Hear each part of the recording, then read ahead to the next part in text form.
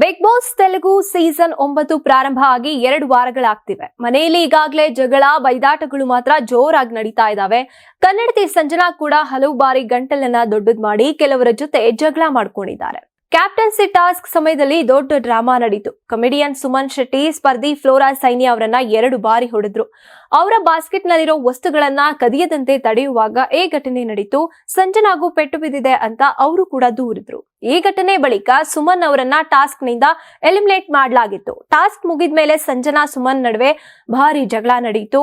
ಸುಮನ್ ಆಟ ಆಡದೆ ಕೂತಿದ್ದಾಗ ಸಂಜನಾ ನಮ್ಮನ್ನ ಕೆಟ್ಟವರನ್ನಂಗ್ ಮಾಡಿ ನೀವು ಬಳೆ ಹಾಕೊಂಡ್ ಕೂತ್ಕೊಳ್ಳಿ ಅಂತ ತೀವ್ರವಾಗಿ ಪ್ರತಿಕ್ರಿಯಿಸಿದ್ರು. ಇದರಿಂದ ಸುಮನ್ ಇನ್ನಷ್ಟು ಕೋಪಗೊಂಡು ಜೋರಾಗಿ ವಾಗ್ವಾದವನ್ನ ನಡೆಸಿದ್ರು. ಆದ್ರೆ ಈ ಬಳೆ ಕಮೆಂಟ್ ಇದೀಗ ಸೋಷಿಯಲ್ ಮೀಡಿಯಾದಲ್ಲಿ ದೊಡ್ಡ ಚರ್ಚೆಗೆ ಗ್ರಾಸವಾಗಿದೆ. ಕಳೆದ ವಾರ ಸಂಜನಾ ಮನೆಯ ಕೆಲವು ಮಹಿಳೆಯರ ಬಗ್ಗೆ ತುಚ್ಛವಾಗಿ ಮಾತನಾಡ್ತಾರೆ ಅಂತ ದೂರನ್ನ ಕೊಟ್ಟಿದ್ರು. ಆದ್ರೆ ಈ ವಾರ ಅವರು ಬಳಸಿದಂತ ಬಳೆ ಮಾತು ಬಳೆಯವರು ಬಲಹೀನರು ಅನ್ನುವಂತ ಅರ್ಥ ಕೊಡುತ್ತೆ ಅಂತ ಜನ ಟೀಕಿಸ್ತಿದ್ದಾರೆ. ನಿಮ್ಗೆ ಗೊತ್ತಿರುತ್ತೆ, ಕನ್ನಡ ಬಿಗ್ ಬಾಸ್ ನಲ್ಲಿ ಸಹ ಇದೇ ವಿಷಯಕ್ಕೆ ಒಮ್ಮೆ ದೊಡ್ಡ ಜಗಳ ನಡೆದಿತ್ತು.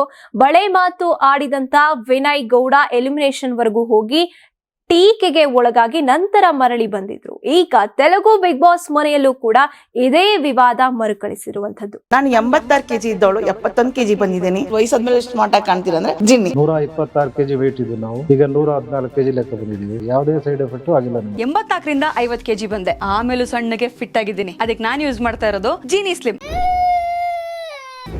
ನಿಮ್ ಮಗು ಅಳ್ತಿದ್ಯಾ? ಹಾಗಾದ್ರೆ ನಿಮ್ ಮಗುವಿಗೆ ಜೀನಿ ಸರಿ ಇಟ್ಕೊಡಿ.